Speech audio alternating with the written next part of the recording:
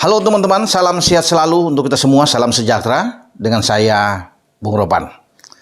Kali ini kita akan berbicara tentang timnas kita untuk U23 yang dipersiapkan tampil di babak kualifikasi Piala Asia U23. Ya, di mana akan berlangsung dari tanggal 6 ya sampai tanggal 12. Tanggal 6 itu diawali dengan pertandingan antara China Taipei atau Taiwan menghadapi Turkmenistan. Dan kemudian dilanjutkan pada tanggal 9 Indonesia sebagai tuan rumah menghadapi China Taipei. Dan tanggal 12 kita akan menghadapi Turkmenistan. Dan pertandingan ini semua dimainkan di Stadion Manahan, Solo. TC sudah dimulai pada kemarin Senin di tanggal 4 September. Dan hari ini STY ya, dijadwalkan akan tiba untuk memimpin langsung latihan yang berlangsung di Solo ini bagi Ramadan Sananta dan kawan-kawan. Nah, sebelum saya juga lebih lanjut berbicara, jangan lupa Anda untuk ikut ya menyaksikan di Spotify. Itu ada channel Robola. Jadi berbicara juga tentang tim nasional Indonesia di mana saya dan Boy Noya ada di sana, dan jangan lupa juga untuk mensubscribe channel YouTube Spotify. Oke. Nah, STY ini mencanangkan target memang tinggi sesuai dengan apa yang menjadi harapan bagi PSSI, Erick Thohir sebagai ketua umum, bahwa kita harus lolos. Kita akan berada di grup K yang hanya menyisakan 3 tim. Kalah akan sulit bagi kita untuk bisa lolos. Walaupun memang ada runner up terbaik yang masih bisa dilihat, tapi kita tidak perlu melihat ke sana. Kita harus bisa menang 2 kali. Mumpung bermain di kandang, kita harus menghajar China Taipei dan Turkmenistan. Ya, artinya tidak boleh menganggap remeh, tidak boleh juga percaya diri berlebihan. Tetap kita fokus pemain-pemain kita untuk bisa menghasilkan hasil yang positif tentunya dengan meraih kemenangan menghadapi China Taipei dan Turkmenistan. Nah, salah satu bomber kita, ya, penyerang terbaik kita yang ada saat ini, Ramadan Sananta, ini anak berusia 20 tahun yang pada musim kemarin bersama dengan PSM Makassar dengan Juku Eja, dia turut punya andil besar ya membawa tim PSM ini menjadi juara di Liga 1 BRI, dan Ramadan Sananta itu membuat 11 gol. Ini luar biasa bagi dia. Jadi pemain lokal yang paling tinggi untuk bisa mencetak gol adalah Ramadan Sananta. Bahkan ada 2 assist di sana dengan 11 gol dia. Dan dia sekarang pindah ke Persis Solo. Di Solo juga dia tampil gacor. Jadi ini striker masa depan kita. Bertalenta luar biasa. Tinggi badannya itu memenuhi syarat, dan dia naluri insting dia untuk bisa mencetak gol. Ini sangat baik, dan ini diakui oleh pelatih baik STY maupun Indra Safri, karena Ramadan Sananta ini sudah bisa membuktikan ketika dibawa Indra Safri ke SEA Games di Kamboja, kita meraih medali emas setelah kita mengalahkan Thailand di final dengan 5-2, dan Ramadan itu tampil sebagai top skor bersama dengan Fajar Fatur Rahman, ada 5 gol di sana. Jadi ini anak yang luar biasa. Nah, dengan Persis Solo bahkan saat ini mengarungi Liga 1 Indonesia, dia sudah mencetak 4 gol. Sekarang Indonesia bermain di Stadion Manahan. Nah, Stadion Manahan Solo ini menjadi rumahnya bagi Ramadan Sananta karena dia bersama dengan Persis Solo kan.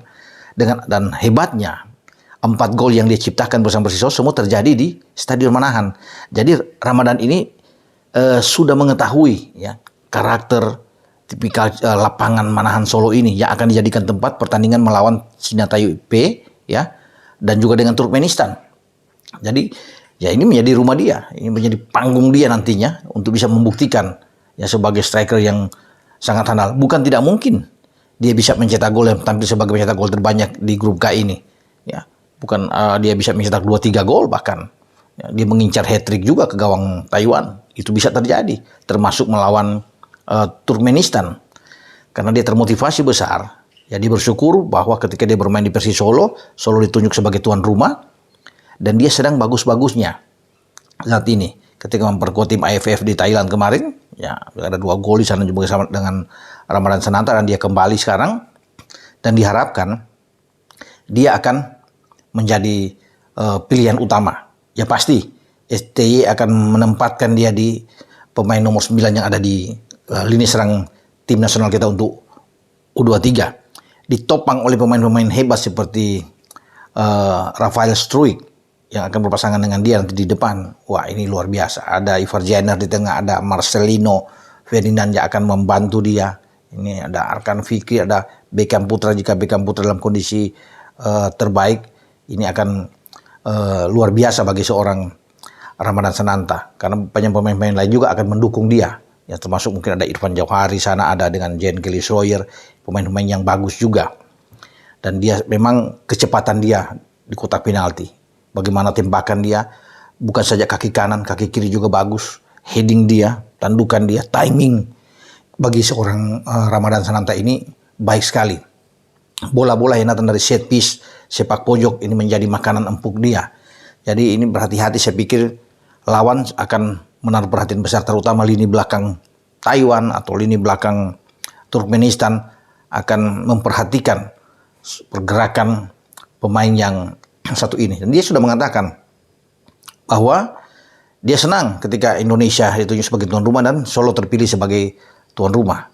Nah, dia bermain ada di sana dan dia akan bekerja keras. Ya, apa kepercayaan yang diberikan oleh pelatih, oleh Shin Tae-yong terhadap dirinya, dia akan jawab itu di lapangan. Ya, dia tentunya tidak menjanjikan yang muluk-muluk, tetapi dia akan berusaha semaksimal mungkin dengan kemampuan terbaik dia. Ya, sehingga ini yang melecutkan semangat nantinya, termotivasi penuh bagi seorang Ramadhan Sananta untuk membuktikan sebagai striker muda terbaik di Indonesia saat ini. Dengan usia yang masih 20 tahun, saya pikir ini pemain yang layak nantinya, pasti dipakai juga di tim nasional senior. Ya, kalau tidak berbarengan dengan U23, tim nasional senior kan tanggal 8 akan bermain melawan Turkmenistan di Surabaya di Gelora Bung Tomo. Pasti Ramadhan Sananta akan bermain kalau tidak ada U23. Tapi karena ini fokusnya dari U23, dia diambil oleh STY untuk tetap bermain di U23.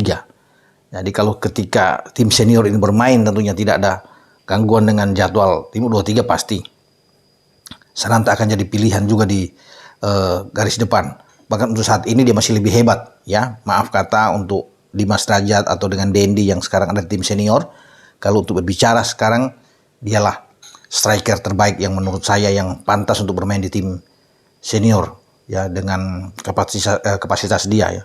Bagaimana kekuatan seorang Ramadhan Sananta ini.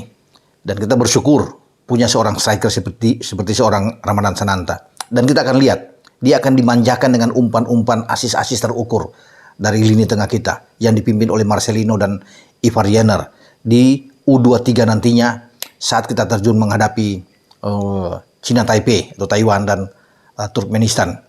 Dan tekad dari Ramadhan ini yang perlu kita acungkan jempol, bahwa dia ingin memberikan yang terbaik buat negara ini, buat tim nasional kita, buat Garuda Muda kita, dan dia ingin membawa tim Indonesia ini untuk bisa lolos menciptakan sejarah di percaturan U23 Piala Asia yang akan berlangsung nantinya tahun depan, itu di Qatar, karena kita belum pernah lolos sejak 2012 turnamen ini berlangsung atau ajang ini berlangsung, kita tidak pernah masuk sampai sejauh itu. Sekaranglah waktunya yang tepat ketika kita menjadi tuan rumah, dan Sananta sedang dalam kondisi terbaik dia.